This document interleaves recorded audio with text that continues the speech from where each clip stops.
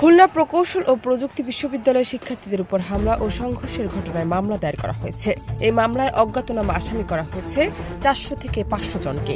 19 ফেব্রুয়ারি রাতে খুলনা মেট্রোপলিটন পুলিশের খান জাহান আলী থানার বিশ্ববিদ্যালয়ের প্রশাসনের পক্ষে এই মামলা করেন একজন নিরাপত্তা পরিদর্শক।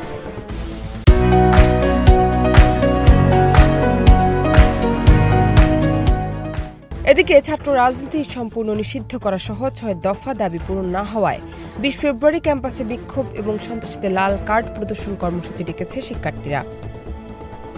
এর আগে খুলনা প্রকৌশল ও প্রযুক্তি বিশ্ববিদ্যালয়ের সংঘর্ষ এবং পরবর্তী পরিস্থিতি বিবেচনায় সিন্ডিকেট সভায় 28 ফেব্রুয়ারি পর্যন্ত একাডেমিক কার্যক্রম স্থগিত করার সিদ্ধান্ত নেওয়া হয়।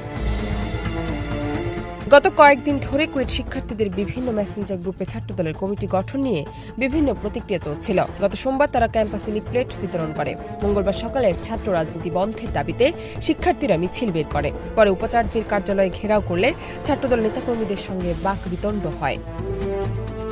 মঙ্গলবার দুপুরে শিক্ষার্থীরা এই ক্যাম্পাসে হবে না ছাত্র রাজনীতির ঠিকানা, ছাত্র রাজনীতির ঠিকানা এই কুয়েটে হবে না, দাবি মোদের একটাই, রাজনীতি মুক্ত ক্যাম্পাস চাই সহ বিভিন্ন স্লোগান দিতে দিতে বিশ্ববিদ্যালয় ছাত্র হলগুলো প্রদক্ষিণ করে। পরে কেন্দ্রীয় জামে মসজিদের সামনে ছাত্রদের দুই গ্রুপের মধ্যে উত্তেজনা দেখা দেয়। পরে ধাওয়া পাল্টা ধাওয়া কুয়েটের বাইরে ছড়িয়ে পড়ে। নগরীর রেলগেট, তেলিগাতি সহ আশেপাশের বিএনপি নেতাকর্মীরা ছাত্রদলের সঙ্গে এবং সাধারণ শিক্ষার্থী ও ছাত্র শিবিরের নেতাকর্মীরা বৈষম্য বিরোধী ছাত্র আন্দোলনের শিক্ষার্থীদের সঙ্গে যোগ দিলে পরিস্থিতি ভয়াবহ রূপ নেয়।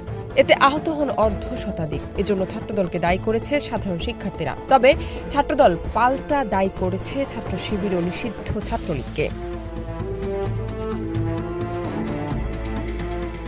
জান্নাত নিপু, দেশ রূপান্তর।